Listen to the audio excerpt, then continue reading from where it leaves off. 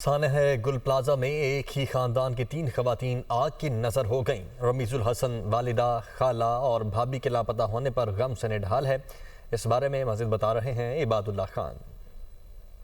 देखिए, सानिया गुल प्लाजा में से मुतासरा फैमिलीज़ जो हैं वो सिविल अस्पताल आ रही हैं और अपना डीएनए सैंपल दे रही हैं। इस वक्त मेरे साथ मौजूद हैं मेट्रोविल साइट से आए हैं रमीज़। इनके घर के 3 अफराद जो हैं वो लापता हुए हैं और यहाँ सिविल अस्पताल में उन्होंने डीएनए सैंपल दिया है। तो सबसे पहले तो बताएं कि कौन कौन मिसिंग है और अभी तक कुछ पता चल सके उनका। जी, मेरी वालदा है, मेरी खाला है और मेरी भाभी है।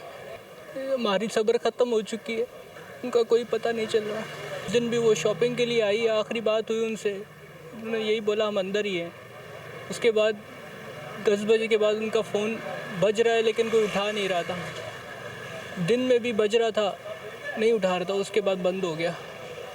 अभी तक कुछ पता नहीं चला है। अभी 2-3 महीने पहले भी उनकी शादी हुई थी और मेरा घर तो